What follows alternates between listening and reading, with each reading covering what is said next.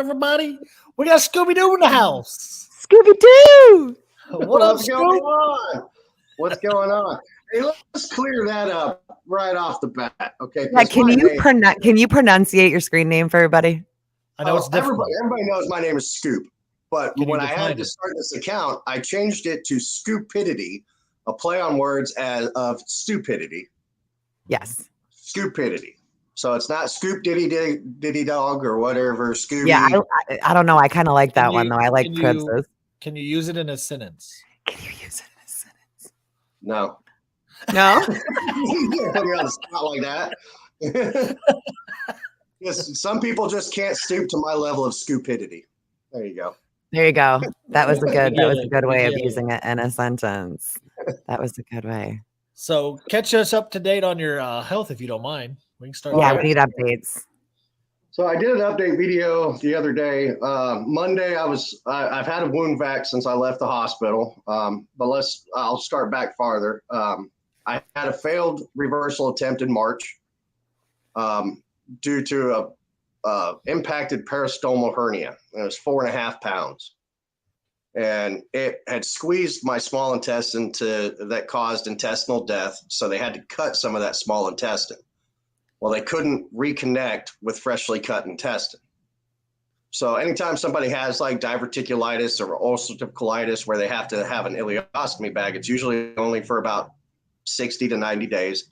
Yeah. And the purpose of that is so that both ends of your colon and your intestine heal.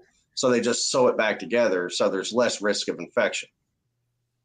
So because of the freshly cut small intestine, they couldn't reconnect me. I had a horrible time with that surgery, a lot of post-op infections. Healing was not my friend in that surgery. So it was a real rough go for quite a long time. You were hospitalized for a really long time after that. And I remember watching you go, I was worried. I was worried for a minute. Like you were gray. Yeah, from March 20th to when they finally released me from doctor's care in June, I had spent a total of 47 days in the hospital. Wow. So it was a real rough go at it. Now, they told me that they planned on doing my reversal surgery regardless of my insurance status or employment status, whatever. They were going to do whatever they could with their resources and the contacts they had to get me that surgery because I had been fighting it for 3 years. Yeah. And so I didn't want to go to an employer with, hey, I really want to work here, but in a month or 2 months, I'm going to be out for 8 to 12 weeks. Right. So I went to work with a friend of mine, making just kind of side job thing, making some money just so I had something coming into the house. But luckily, I've received quite a few job offers since after this surgery. So all that's looking up. But when I went in for this surgery, the reversal went great. I woke up without a bag, which was extremely emotional. Yeah. Because I woke up and I was so happy that it was gone. But in the same aspect, there was sadness there because for the last 3 years, this is who I've become. You know what I mean? Like it's what I've had to change in my life to adapt to having the ileostomy bag emotionally, physically. It's just become a part of who I am. So, parting is such sweet sorrow, but there was a little bit of emotional connection to it. It had a name, Moanin' Myrtle. You named them? I love that. Yeah, Moanin' Myrtle, because she made noises every once in a while. So it was, but this surgery went well. My recovery's going really well. I went in Monday for a nurse's visit to have my wound vac changed. They have to change it every 3 days. And it had been real painful. The only part about this recovery is I've been having a lot more pain than I did on the last surgery recovery. And she said something didn't look right. So she went and got the doctor and brought him in, and he didn't even have to touch me. He was like, "You got a pocket." I was like, okay. So wound vacs, and the purpose of a wound vac is to rapidly create muscle mass inside of a void with negative pressure, right? Okay. like here's my wound, the top being the opening. It comes in and kind of caves in a little bit from where they had to cut out the hernia from this stoma. Mm-hmm. And as the meat grew up and created a pocket. So there was collection in there. And I'm going to say the word that apparently upset Pribs so much. The doctor said, like, we can't numb this. It's going to hurt really bad, but it'll be over in a second. And he took his middle finger and broke through the membrane of the fresh meat and had to scrape all of the collection out and completely open up everything that had healed. Yeah. And I'm sitting there grabbing the gurney rail, bending it. And bless her heart, this late 60s nurse puts her hand in my left hand and she's like, squeeze my hand, sweetie. And I'm she's like, let go of my hand, let go of my hand, let go of my hand. Well, don't tell me to squeeze. Yeah, I was crying, hyperventilating. And he's like, you did good. Normally they just pass out. And I was like, yeah, that's. And there's really no way to like numb that because it's so deep inside. Like it's deep. You can't really numb something like that. They can't like stick through and try to numb into the pocket because there's collection in there. So it was just one of those things that he had to get done and over with. But if he didn't do it, I would have had to go back for another surgery. Yeah. They would have had to cut open that. I didn't want to do that. So I'd rather deal with an extreme amount of pain in a short time than have to deal with pain over a long time. But they took the wound vac off, hoping that pocket heals in. So I'm without a wound vac right now. So today's been a pretty good day as far as pain wise. They keep me plied with good medications and outside of that, everything's going good on that. It's you ruined everybody's dinner. Yeah, you ruined everybody's dinner. So, I mean, with it being self-pay, there's a lot of complications to that. And, while I'm on here, I want to thank everybody that has made videos for me, that has, promoted my GoFundMe, that's donated to it. The amount of support has been absolutely amazing. We love you, Scoop. The people that have sent me prayers, people don't realize how much those mean. They feel like this is all I can do. It's not much, but it's more than what they know it is, because even though I'm not a religious person, I have to think that somebody bigger than us had a play in whether or not I woke up with a bag or without a bag. So, well, and it's just comforting though, too. You know what I mean? Because like a lot of times people don't understand that way of life, like that sick kid life. And I couldn't imagine, like, I thought I had a lot of surgeries. And then I met you and I was like, oh my gosh, poor Scoops. Like it's just always surgery. Right. But it's a toll on your mental health. So prayers are just like, it's like a big hug, and those mean a lot. A lot. Yeah. Well, it's also created the reassurance that I'm not going through this alone. You know what I mean? So it's really great, everything that everybody's done for me. So I greatly appreciate it for everybody that's watching that has donated or sent me prayers. The support has been absolutely flooring. So it's been awesome to see the love roll in the way it has. So. Well, we do love you. Oh, thank you. I love you too. You're all right. He's okay. I remember when I first came across him on the app, and I'm like, who's this dude? And I had seen a few of your videos, but then I really started following you, watching all your stuff when you were going through all of that with your niece. It was your niece, right? Yeah. It was my niece. You guys have her now, don't you? We have full custody. She goes to see her dad about every other weekend if he's available to do it. Mm-hmm. Her dad loves her very much, and when it comes to being her dad, he does a good job at that. As far as her living with him, it's just not possible, and unfortunately he has sowed this oat in her head that she's going to come live with him. And, I'm not against anybody smoking pot. Right. right? Right. But if you got a big jar of buds sitting on your dresser next to your bed, No. you know what I mean? Like, Not with kids in the house. No, I mean, and even in states where it's legal, like I live in a legal state, and I use it a lot.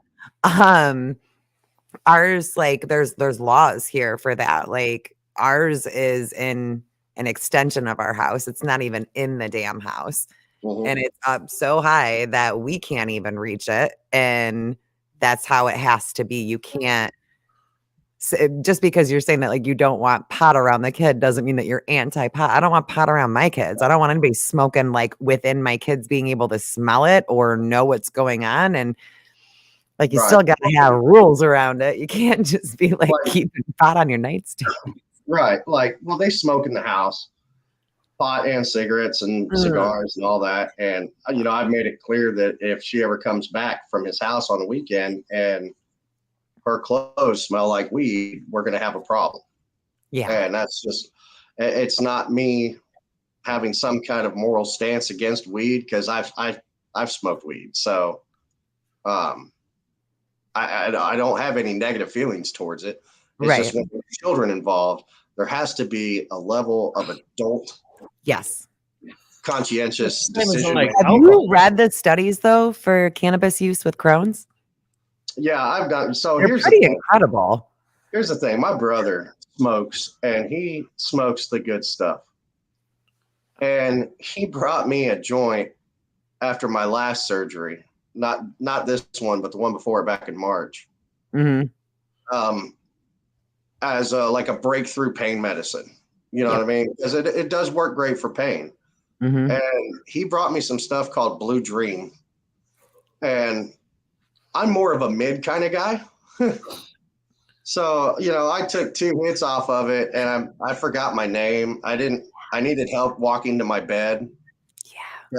Not because I couldn't like pain or anything. I forgot how to walk. So I was like, you know what? I'm good, man. You go ahead and keep that stuff. I can't smoke like I did when I was a teenager. Well, it's not the same anymore. It's not the same, because I remember when because I'm new to it, newer, you know, like I smoked in high school. I actually voted no on legalizing it here in Michigan. I was like a big anti-medical. I know. And I'm like, it's just an excuse for people to get high. And my husband was the one that was like, you take so much medication and you're still always so sick and you're still always in pain and you can't eat, you can't do anything. And smoking is what's been able to like maintain my weight. Like I haven't gained any, but I'm at least not losing anymore. And I went from having to take, you know, Norco in the morning, in the afternoon, at night, and then it went up to like Percocet because Norco wasn't working good anymore. And I was able to quit all of it with just maintaining it. And that's actually my preferred strain, because it does do a lot for pain at the end of the day. If you're not alone with your kids and, you know, my husband's home or whatever, to me, I'd rather do that than take painkillers, only because like I ran into a problem with painkillers for a while there because they're insanely addictive, even if you're just taking them the way that you're supposed to be taking them. Right. See, well, down here in South Carolina, so like with my niece, she's faced problems with CPS ever since she was a baby. So my sister tested positive for pot when my niece was born. In South Carolina, it's state law. They test every baby born.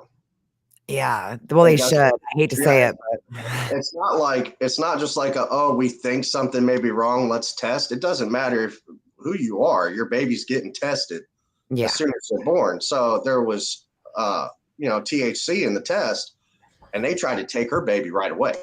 But I mean, right from the hospital.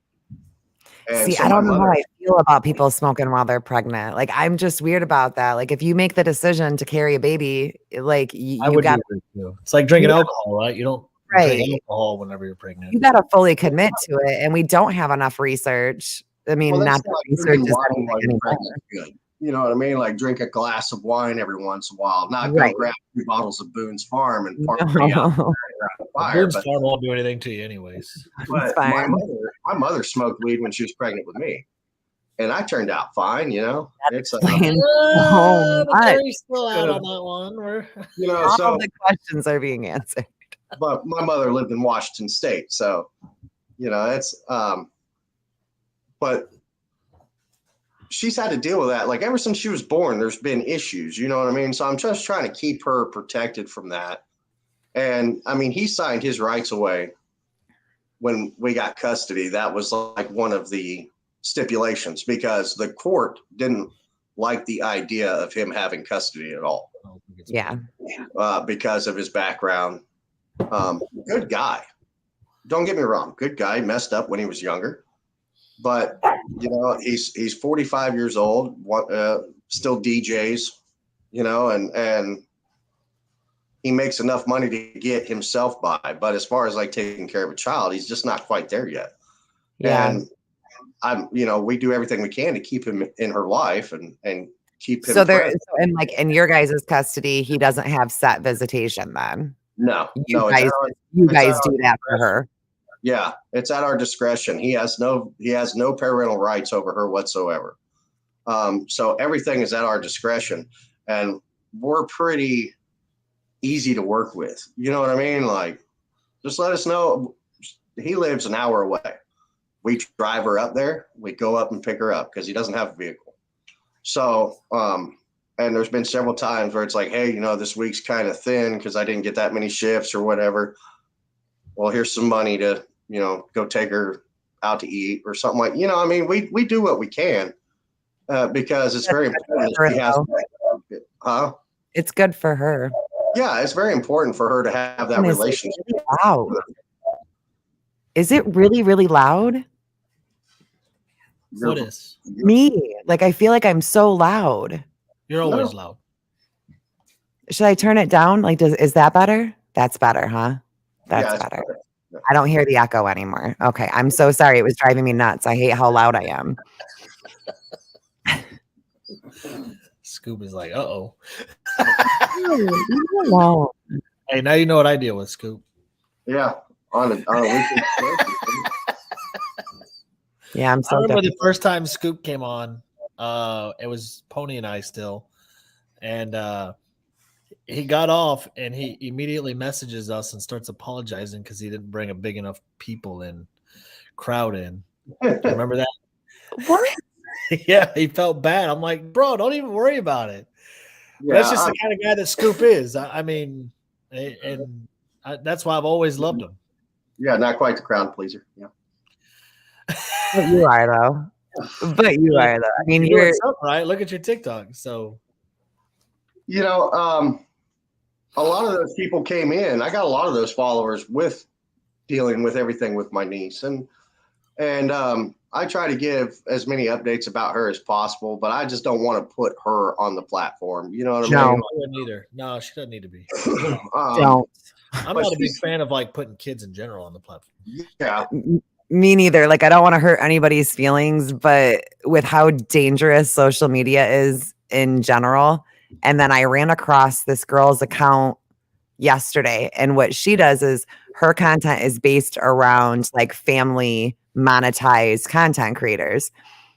And she gets letters from these kids that grew up in social media, and they will break your freaking heart. Like these kids that are saying like, people send me really inappropriate messages now and I don't want to do this anymore. And I feel like nothing's private. Like kids can't, especially TikTok. TikTok is gross.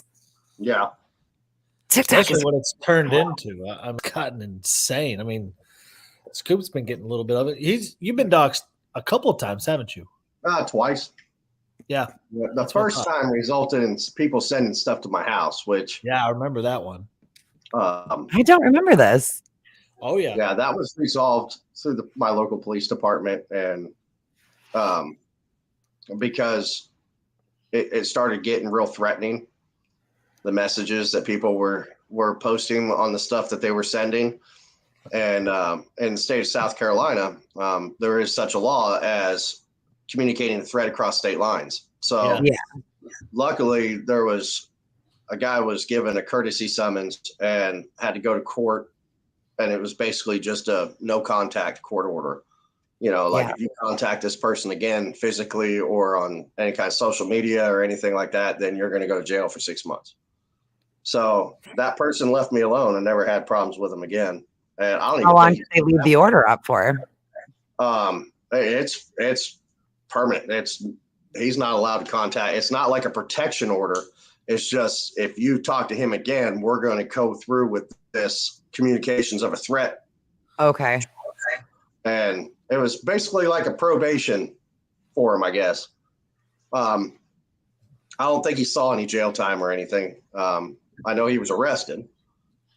So whatever time he spent in jail until he was bonded out. But Yeah. that's as far as I knew it went. And I didn't address it on my TikTok because that's what they want. They want to engage with you, and then they want that you. attention. Yeah, they want you to keep posting it. And like with Quiz, I love him to death, but that should have been blocked. Every single account that comes in, block. I was gonna say the one time I remember the only person that I had told was Tex, but I had this commenter that was in my comment section that knew everything. That knew everything about me. And it was like, oh, okay, hi. I figured maybe it was someone that I knew, you know what I mean, from high school or something. But I just I would screenshot, delete, block, screenshot, delete, block. And it stopped after about 3 days of me not engaging and not doing a video response. And anytime that anything actually gives me the creeps on there, I don't post about it. Well, that's why Well, TikTok's when new it starts feature. giving me the creeps, I'm probably gonna stop posting about that one kid here pretty soon because whoa. That's why I do like the TikTok feature that they came out with where you can filter out your comments. I do like that because I put my real name in there, my last name, I put my kids' names in there, my street address is in there. That's what I put in my keywords. On your comment section. Yeah, that's a good idea. Yeah, and any death threats, you can put death and that was actually Damish that taught us that when he came on. Yeah.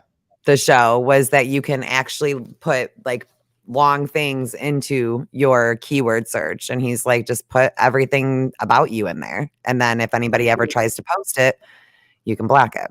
He was just on Dr. Phil. I know. Yeah.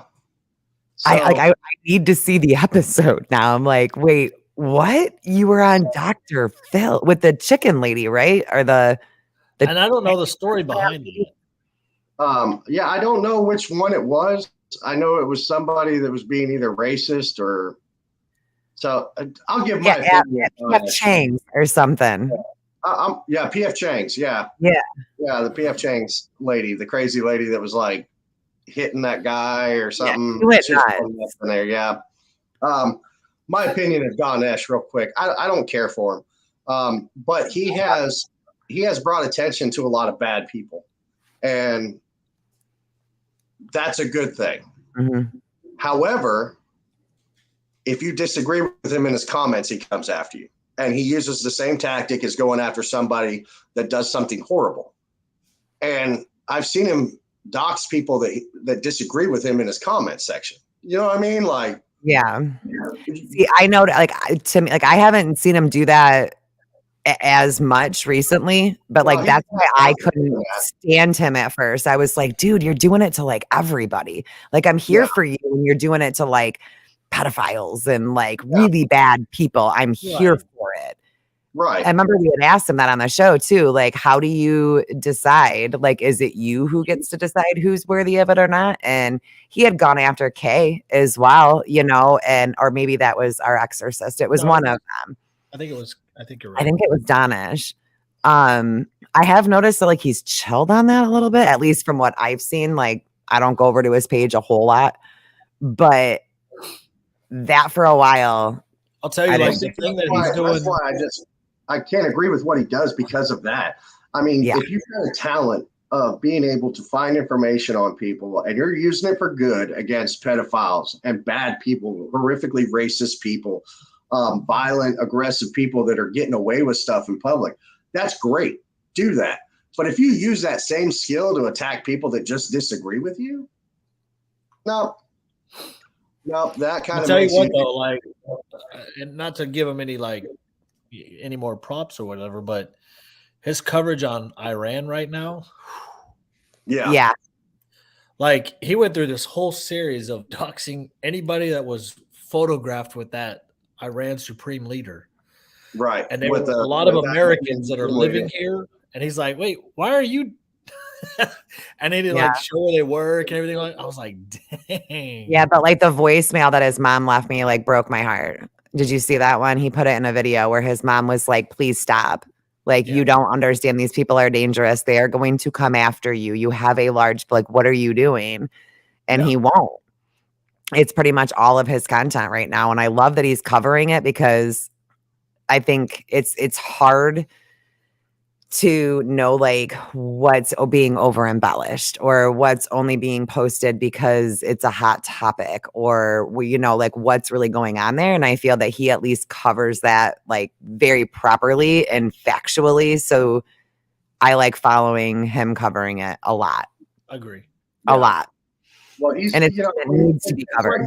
It's like with Venezuela when they started revolting against their government. Mm-hmm. We did not show our public, the United States public media did not show much on that because we were in bed with the Venezuelan government. Because Venezuela, we're not showing much of Iran either. Venezuela as a land is the highest enriched elemental land in the world. They have more minerals in their soil, like as far as like crude, cobalt, all these types of minerals. They're one of the richest countries in the world when it comes to their mineral rights. Venezuela is? Yeah. Really? Oh, yeah. And so, when there's a regime change, of course, the federal government is trying to get in, whatever door they can there so that they can take advantage of every facet of its resources, so I'm surprised that they're showing as much coverage on Iran as they are, because even though the government, the U.S. government tries to say Iran is a bad country, they're doing backdoor deals about oil with them every day, So we're about to as well, because reports are that we're going to try to move away from OPEC, lighten up our sanctions with Venezuela, and start buying the oil from Venezuela now. Yeah. So, right now they're trying to pass more powerful. They're trying to pass. I think the bill is called "Leave OPEC" or "Exit OPEC" is what they're trying to pass right now. Because right now OPEC is, like United Emirates, Iran, Saudi Arabia, Mecca. That's the power that is controlling a majority of the free market when it comes to oil. Right.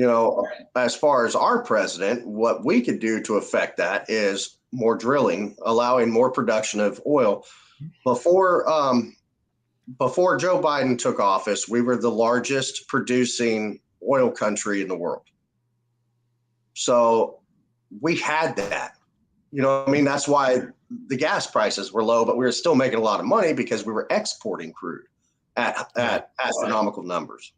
And when Joe Biden came in and hit us with the moratoriums, it cut everything in half. And that also means the refinery is restricted. They came in with all this new Green Deal restrictions for refineries that they had to follow. So their production dropped because they can't produce at the levels that they were producing with these green restrictions that they've put on the refineries. It was just like when Trump was going through the summit meetings and like, hey, you want us to be a part of this coalition that China is trying to lead up, but yet they're 5 times more, creating 5 times more pollutants in their air than any other country in the world. And they're trying to control this coalition. No, we're good. It's all about money.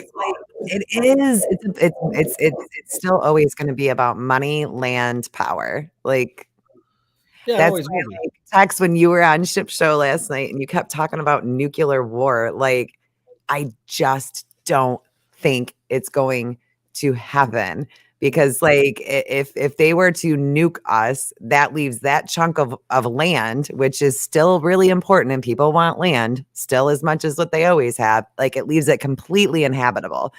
Not only that, but if they send one off, then our allies are going to send one off. Then their allies are going to send one off, and then there's nothing for anybody. Maybe though. So, that's the thing. Like about losing the track of the Russian sub that has nuclear capabilities. Wait, what? So they lost track of a Russian sub, which isn't abnormal. I mean, my dad was on a LDHD that was a sub hunter, and they used to play tag in the Pacific Ocean. What? You know what I mean? They used to play tag where they would like, okay, if we ping them and we know exactly where they are, that's their way of playing tag. They used to play tag with subs. I mean, it was basically war games during Vietnam and the Cuban Air Missile Crisis. This is when they did that, but there was no actual engagement. It was just a game of hide and seek. But everybody's freaking out about this one submarine. We have what is called the Trident class submarines in the United States Navy. And each submarine has enough nuclear warheads on it to put the entire world in a nuclear winter. One submarine has the power to put the world in an entire nuclear winter. We have several Trident class submarines. So when it comes to nuclear power, Why do we need all that? We don't. It's not necessarily about like us needing it, but it's a flex. It truly is. That's what makes us the powerhouse that we are. And we're basically telling people, like, I mean, that's why I believe we dropped the one in Hiroshima for that reason, was to show everybody, the world, this is our capabilities. We're not afraid to use it. And then we've just beefed up since then. Joe Biden ain't going to do it. I think that's why everybody feared Trump, though, because I don't think anybody knew what he would do and to what extent he would go. Yeah, he is a bit of a wild card now. Right. And so nobody really wanted to mess with us. But that's what our president should be. Like, we should always have our cards held close to us here in the United States, to where other leaders are like, I don't know what we're going to do. They all know Joe Biden ain't going to do shit. Well, no, I mean, the CCP is setting up police departments in America. Right. Yeah. I mean, like Trump walked into North Korean soil and shook hands with Kim Jong-un. Yeah. He got Kim Jong-un to cross into South Korea and shake hands with the president of South Korea, or prime minister, or whatever his title is. And then the South Korean leader stepped foot into North Korea. This is the first time that's ever happened. Donald Trump brokered more peace deals than any president in history. And he may have been able to achieve that with the whole FAFO mentality. You're going to do this or you're going to fuck around and find out. You know, that's how he is in general. I mean, that's how he was as a businessman. That's how he was. I mean, that's the kind of person he is. That's that New York style mentality too. That's an old school New York style mentality. Yeah. You know, and everybody's freaking out about the raid on Mar-a-Lago. Has anything come from it? No, because nothing's going to come from it. They had to get his passports back. The New York Attorney General's like, he's going to court, but they're not publicly saying it's a civil suit. No. Well, and here's the thing that I wish that like people would understand. One, when you're the president of the United States, you have the Attorney General at your beck and call because he's your attorney. Then you have this whole White House team of lawyers.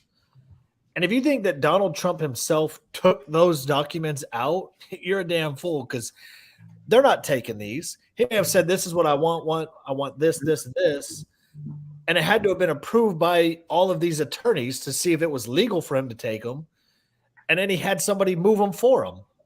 And so it's like, if you don't think that this was all these documents were ran by lawyers. For 4 years, the media was like, Donald Trump did not tip 15% to his waitress. In local news, urgent news, breaking news. Donald Trump didn't tip 15% to his waitress. You think that Donald Trump would have messed up with that? Right. Mm-mm. Now, I do love how we're pretty much going to end up getting the Biden family like we got Al Capone. I don't think we will. No? This isn't a civil case. Everything they're doing with Hunter right now is going federal level, and he turns down the plea agreement. Who's his daddy again? Yeah. What power does he have again? Pardon. Oh, he can pardon. Yeah, it's a waste if we do it within these next 2 years. Yeah, he's In my opinion, because he's gonna once he gets pardoned, if he gets found guilty of it and he gets a pardon, which what parent in all reality is not gonna pardon their kid? Like just being real. Yeah. Right, but that pardon would probably bring around impeachable offenses. He's already out in 2 years. He ain't gonna get reelected. There's no way he gets reelected. Yeah. So he's already out in 2 years, and if he already sees the polls, he's at the lowest. They're not even reporting. It's less than 2 years. Okay, come on. They're not even reporting his counting down. It's approval rating anymore. Like it's that low that they're not even reporting it anymore because they don't want to bring negative attention more to it. Right. And so like for me, it's like I don't think because of Joe Biden's age, like he can't get impeached for pardoning his son. Like that's not an impeachable offense. No, but there's got to be some kind of conflict of interest if he does it. That's what I said, and there's not. There's nothing. He has zero. Thinking that you shouldn't do it. If you remember when Trump was exiting, they were all worried that he was going to pre-pardon his kids and himself. Mm-hmm. And legal scholars did say, yes, if they did a crime while he was in office, he can pardon them. He can pardon his kids. There's zero restrictions on pardoning. And so for me, like, if they do it in these next 2 years. But what if they connect all this to Joe Biden as a part of and you're right. If they can connect to Joe Biden, but the problem is one, he can't be charged while he's president. We learned that through Donald Trump. If Trump had committed a crime while president, they can't charge him till afterwards. And two, do we have the Congress to impeach him? We know the Democrats ain't going to do it. So technically, because of the rule that you can't bring charges forth on a president or their family before an election, so we can't do this before the primaries. They stated that on C-SPAN that that whatever's happening, they can't follow through with any court proceedings with Hunter Biden until after the primaries, because it would be considered as a smear campaign against Joe Biden during a time of election process. So once it starts after that, it's true. It's a smear campaign. We have to win Congress this midterm because we have to win both. We have to win the House and Senate, mind you, because we can get them impeached in the House, but like we've learned with Donald Trump, if it goes to the Senate, we don't have the Senate. It's just going to be a wasteful impeachment. Yeah, I don't think we're going to have a problem keeping the Senate. One big thing that bothers me is the census that has allowed New York to gain a seat and allowed Texas to lose a seat, but it was we gained 2. You gained 2. California lost 2. We gained 2. But Florida gained 2. According to the census, they undercounted almost 1 million people in Texas and overcounted 1 million people in New York. Of course. So that determines congressional seats, the amount of people per capita, it accounts for congressional seats. And that can't be rectified. That's what baffles me is they were like, there was a miscount, but we can't do anything about it now. But why not? Yeah, why not? Just like the election, right? Yeah. Oh, Lord. Yeah, so if we win the House and we have the Senate, we maintain the Senate, after the midterm elections, if that happens. Well, we don't have the Senate. We have to win the Senate. We don't have the Senate. It's a dead tie, and Kamala Harris breaks it. Kamala Harris breaks it, therefore we don't have the Senate. So if there was a conviction for impeachment in the Senate and it was a tiebreaker, Kamala Harris isn't going to impeach her boss. I mean, that's true. Right, but she could, I guess, in theory, if she were depending on how power hungry she gets, because she'd be next in line.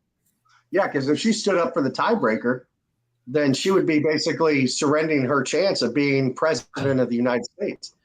So I was never happen. So I was bored and reading the Constitution today, and I learned that in the 12th Amendment. Did you know that Donald Trump and Ron DeSantis cannot be on the same ticket? Nope. Why not? The 12th Amendment says that electors cannot vote for the president and vice president if they reside in the same state. So therefore, they could not be elected. But here's my thing. I'm glad because like I can't decide if it's just like some of his supporters that have really turned me off to the idea of Trump coming back or what it is. It's just I think I'm just so sick of like the constant conflict and the constant division and like you're seeing people that are like stand-up comedians that are just trying to do a show and people are like, "Well, how'd you vote?" And they're getting assaulted. Like people are getting assaulted now for how they voted and I've never seen that before, but then it's like Tech said, like, do I really think it would change? Probably not. I don't think it matters now really going forward. I think it's always going to be like this now. And I the hate media is already setting up the stage for DeSantis to be treated just like Trump was. I want DeSantis to run. But if DeSantis ran against Trump, I would vote DeSantis just because. Oh, I would. Just because I've always kind of liked Tulsi. Even like really like in like 2021, I started liking her a lot. But I feel like a lot of people just kind of like jumped on her because like she's a Republican now, which she's not. I mean, yes, she left the Democratic Party, but I think that you're seeing a lot more people kind of go like libertarian over an actual party. Here's the thing with Tulsi. As much as I like her, I would never vote for her because she's part of the World Economic Forum. You know, a lot of people, I don't know the ins and outs of the World Economic Forum. I know that it's the World Economic Forum believes, and they're moving towards that you will own nothing and you will be happy. It's all the elites that want to buy everything up. You will never own a car. It's almost like Star Trek. Okay, so in Star Trek, nobody has money. No, everybody works. Every job is government. The Federation controls everything, every facet of life, right? And depending on your station is what grants you your living commodities. So that's communism. For every promotion you get, you upgrade in living environment. Right, like you upgrade your apartment, you upgrade your car, So you're like in Star Trek, you only get what you put in. Right, you're worth what you give to society. Exactly. That you well, that's either the thing is like a member to society or you're scum, you know? And a lot of people don't realize that Star Trek is like the most communist propaganda when it comes to their, you know, I never noticed that, but like I'm a Star Wars girl. So I haven't watched a ton of Star Trek, but I guess I just never noticed that when I was watching it. Secret agents in the chat. That is the social credit score. That's what scares me is those social credit score. Like I really do feel like that's going to be the most important thing here at some point is like your social credit score. I did read too that the World Economic Forum actually admitted that the worldwide shutdowns was a test to see how much we would comply. Yeah. Let me find it. Oh, absolutely. They just admitted it? Yeah. And I guarantee you, the United States proved that we would be a problem. And we weren't. No, I mean, like we would be a problem for them if they tried to do a New World Order. Would we though, Scoops? Like we just all hid in our house. I didn't. I went to work every day. Yeah. I mean, a lot of people still did, but it was just alarming to see how many people were just like, okay. Like I was one of them in the beginning because I was working in long-term care and I wasn't like a big watching the news or paying attention to a lot of stuff. I worked all the time. That's what I did. But like, and when it first hit, like I got scared. I freaked out. Like I washed my groceries. I took my scrubs off in my garage. I did all the things, but I did them for like blood for years. I did them for like 2 weeks. Yeah, 2 weeks before I was. If it took me out, it took me out. Oh well, the strong will survive. I'm good with I can't wait for the day that technology fails us. And now I've already told my wife, I'm like, I love you, But if that day ever comes, apocalyptic end, I'm going to give you a hug and kiss, and we're just going to part our ways. Because I can't be in the woods hiding from people that are trying to take our stuff and me say, get down. And then you go, don't talk to me that way. And they know exactly where you are. Sounds about right. I would be useless in an apocalyptic situation. I know this about myself. Like I don't think I'd be loud, but I would just be like, okay, I need to be told what to do. Like I am not going to lead during that. I'm going to need to be told exactly what to do. Step by step. Like my wife won't eat seafood. She won't eat fish. She eats chicken, beef, and pork. That's it. So that could be a problem. I'd come back to the encampment with like 3 rabbits, and she'd be like, "Did you find a salad or something?" I don't want to eat the rabbit. The rabbit was eating your salad, so you're welcome. It's inside really the rabbit.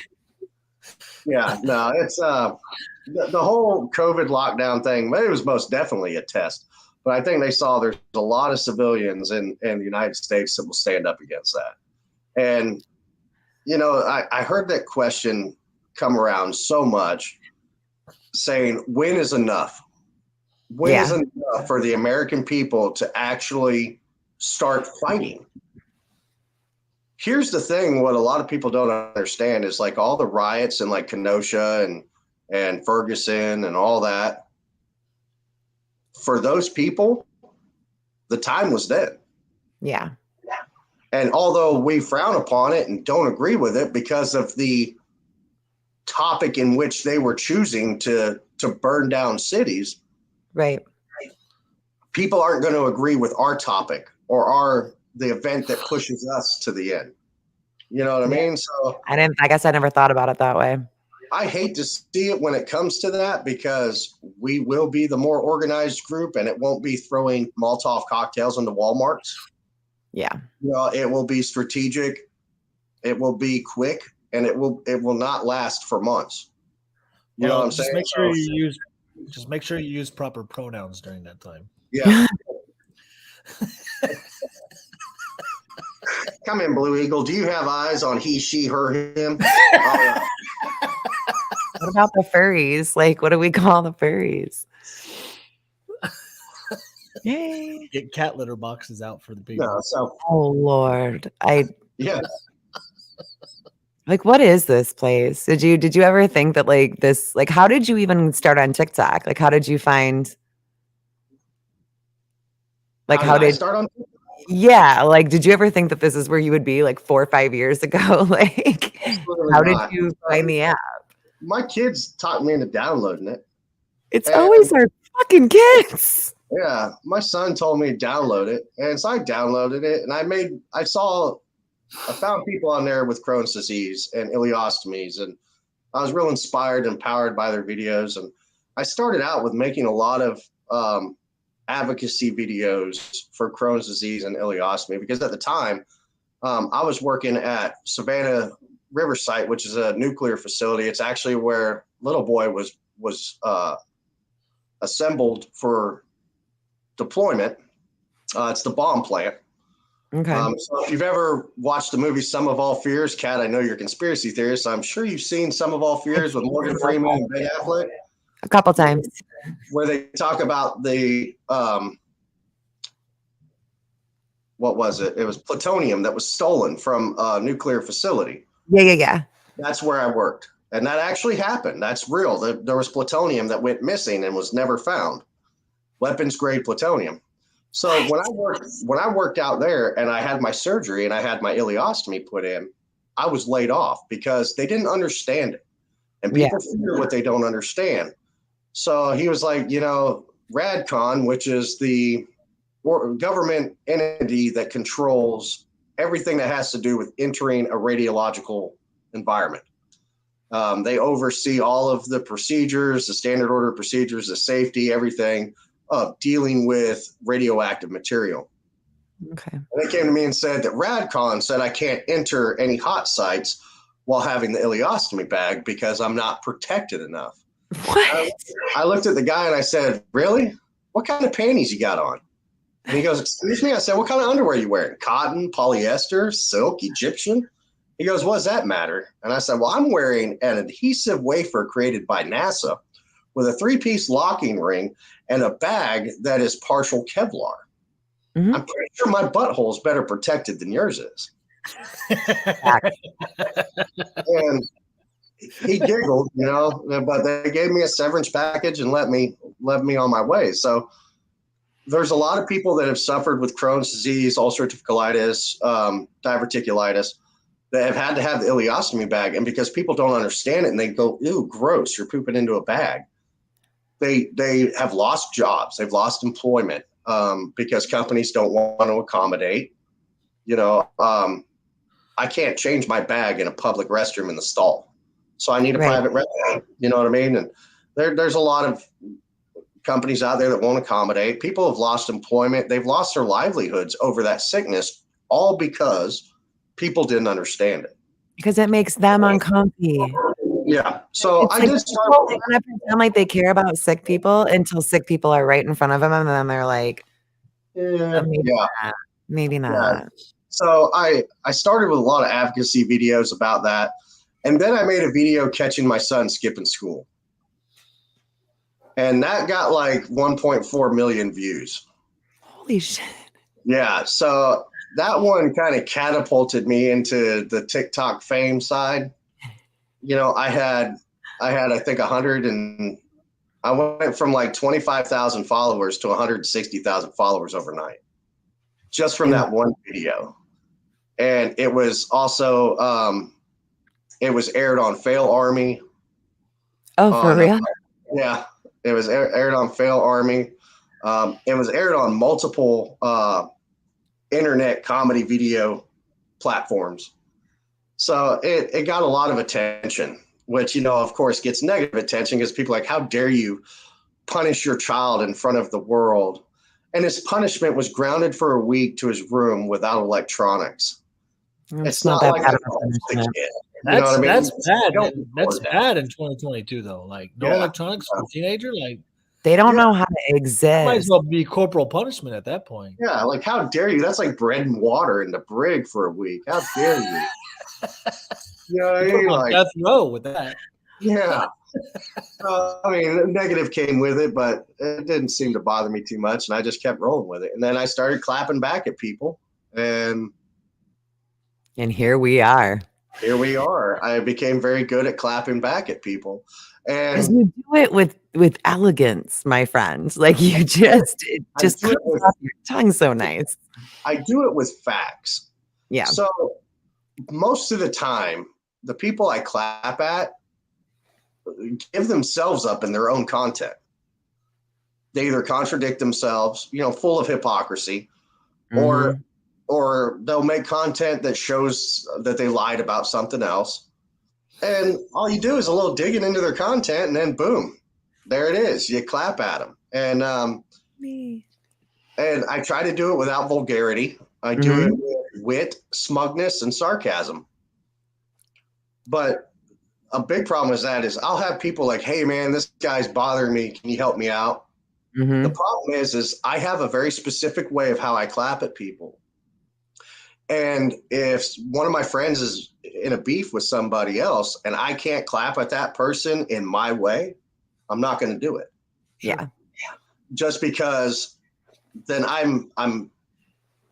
become fake in that aspect, just defending a friend. You know what I mean? Like sometimes it's just the beef that you started with somebody. I'm like, dude, I'm sorry, man, but he's upset with something you said. And he's not saying anything. Right. Well, and that like the whole thing, like I think me and Tex used to get caught up in that a lot more than what we do now, where it was like you feel the need to like defend your friends, but sometimes like I get myself in all kinds of trouble, and I don't expect anybody to come in and like save the day. Like I've never done that. I've never reached out to Tex and been like, "Can you help me out with this person?" But I've had it done in like my inbox where, this person's really going at, this, like, look, Kat, look at this person, you should really lay into them. And it's like, that's not, I don't go looking for problems, you guys. They just kind of show up on my page. I deal with the ones that show up, Right. not going out looking for anything. And if you're going to start some shit online, just finish it. Finish it yourself. If it gets to be too much, just stop engaging. People have the attention spans of goldfish. Yeah. Goldfish. It like ignore it. It'll be gone in 3 to 4 days and something else crazy will be there. No matter what it is. It doesn't even matter how bad it is. The news shows that. I mean, So I've been a very big advocate on this because we have lost people due to interactions on TikTok. At the end of the day, this is an app. If your life is in danger, if people are You're so psychic, Kay. She had a dream that you were going to be on the podcast, and look at you, you're here. Her gut feeling is never wrong. She's that gut feeling. She's never wrong. She's never wrong. a lot of people have been having dreams lately, haven't they? She had a dream that my cheese sticks were going to get delivered, and they did. They showed up. But like I said, at the end of the day, this is an app. You can uninstall it, you can delete it, and walk away from it.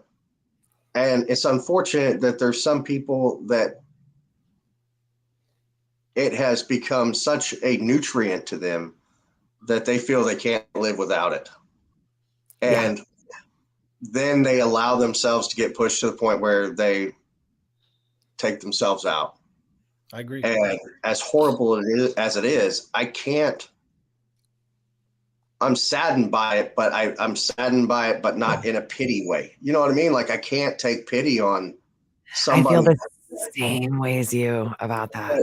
But it's horrible that it sucks that a life was lost, but it's one of those things that it's like you kind of had control over this where you could have just deleted the app.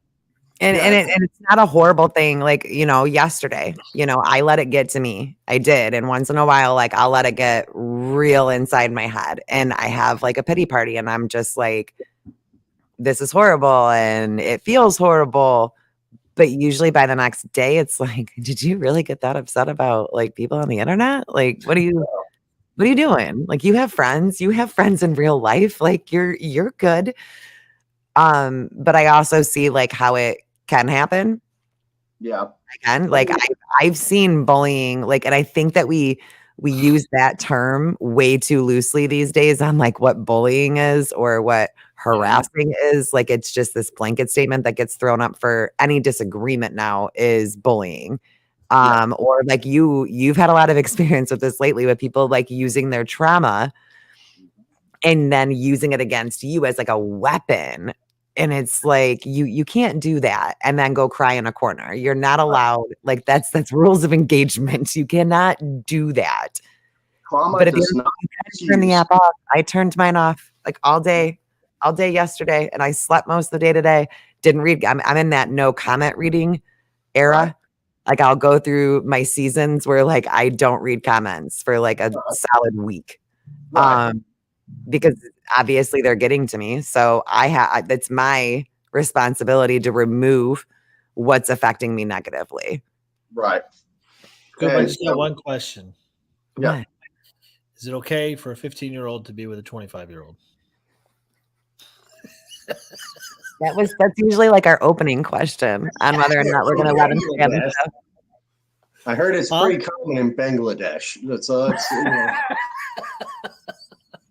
We'll leave it at that.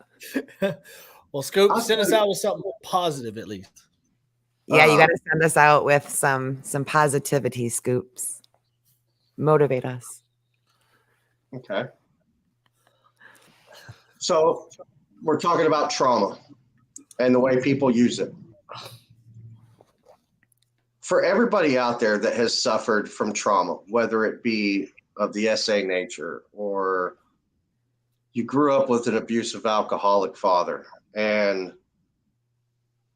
you have a lot of social trauma. There's so many types of trauma out there.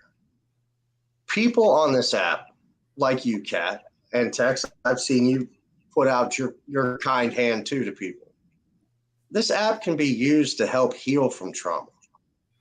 It's true. You need to utilize this app to try to heal from your trauma because I don't care who you are. If you are a good person, people will love you. People will want to be around you. And when you are covered in the hands of people that care, your trauma will not be relevant anymore. So don't let it beat you. Don't use it as a weapon. We have the perfect opportunity, the great availability of people and kind hearts and connection. I saw it when I was fighting for my niece. Millions of people. Reach out in a positive way and you will receive positive attention. So that's hopefully people learn from that. At the end of the Kat, day, who do we have on Thursday? Danny? Thursday, I hope that you will all join us for Time Lady's redemption tale. As many of you know, Time Lady has been very upset for the past year about the podcast. So we did reach out and she did accept. So Time Lady will be joining us on Thursday next week. And then Feagle will be the following Tuesday. And then Conspiracy Realist and Real Life, I think is their name. I'm probably not getting it right. They did the Epstein protest. They'll be on too this month. So like that's everybody for the month. But yeah, Time Lady is next week. And it's going to be a great show. And I feel like a lot of healing is going to take place. Well, hopefully she focuses on what you guys say and not the comments that read across the bottom. So, well, and that's like, I'm going to kind of like give her a heads up, like just maybe log in on your phone if you don't want to see comments. She was very adamant on like mods, but this isn't like TikTok. And I'm not, me and Tex aren't going to mod people that we don't know to the podcast channel because we take the podcast a little more seriously than, but we didn't do a lot of mods for like the big crazy episode that we did last week, and it got heated. Definitely it got heated for a while, but people have the right to be mad and say what they want to say too, and I don't want to cut people off from that. As long as no one's threatening anybody or saying something horrible, like I'm not going to mute people. And we all have great followers too, and most of the time you can just ask them to respectfully not comment anything negative, and for the most part they'll listen to you guys. Yeah, so, I mean, really the only heated thing that we had on the last one was just two people that had a personal issue, and honestly it wound up working out well because they talked afterwards and worked it out. When are guests being scheduled? What do you mean? I don't understand. For our chatters. Yeah, for that episode. So we need to start promoting that episode again. We got really off track with a lot of things, and then we were suspended for 2 weeks, so that screwed it up. So on Thursday, I will open with it and I will close with it, and we're going to start it over again. I do have the list from last time, and then we'll do that. The first episode of next month will be the guest episode where all you guys can come from the chat box into the live, and we're just going to put everybody in here and have a big old conversation. It's going to be great.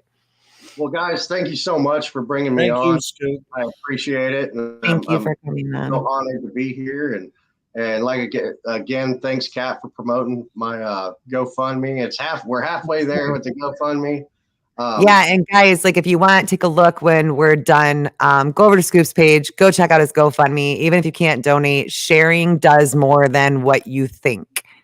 A lot more than what you think. So just share it, throw a video out there, duet a video. Anything really helps. We want you to be comfortable and not stressed out about that while you're trying to recover. One last question though. What was it like to like fart again? So I have to know, Tex. I got it. I gotta know, Tex. I can't trust them. I only pass gas when I'm sitting on the John. I still don't trust them. But like I said, when I was in the hospital and they started giving me all these fluids, it was like instant diarrhea. Well, yeah, you haven't digested anything in forever. Yeah, this thing hasn't seen any combat in 3 years. So I'm sitting on the toilet every 5 minutes with half-ply prison paper at the hospital. I call up my wife and I'm like, dude wipes and Angel Soft stat. I need you to bring them. And it's such a pain in the butt, pun intended, that every time I have to, because I haven't had to hold it. Right. I thought I was doing Kegels and I was going to be ready. But I'm trying to crawl out of this hospital bed, unplugging my IV stand and my back and all these things, trying to get everything so I can rush to the bathroom. Thankfully, I didn't have any accidents except one in mid-sit. Horrible. Nurse hated me. But, it's the first time I sat down and it ripped, I was just, yes, this is so awesome. Your butthole's not just for show anymore, Scoops. Yeah. Like this thing. New bow. That was my favorite new bow. I had to ask it before we left. Come on, you all were wondering. So yeah, but I'm hoping in the next six weeks I should be back to doing. Hopefully I'll be working within the next 8 weeks. I've had a lot of really good job offers I thought I would never be able to get from big time companies for their maintenance department. So I'm really excited about that. And I'm just ready to get back to being the good provider and being the man that I was before, because it's been a fight, so yep. A lot of things hold you back from being a certain person when you have that bag, so hopefully my health stays good. I keep up with the doctors and keep everything in check. No more flare-ups that may cause another surgery, and we'll see. You got this, Scoops. Yep. Well, Scoops, we love you. Yeah, we do love you. Thank you for bringing me on. That's awesome. I appreciated the invite. That was thank you for coming. Y'all have a good evening. All right, guys, we'll see you.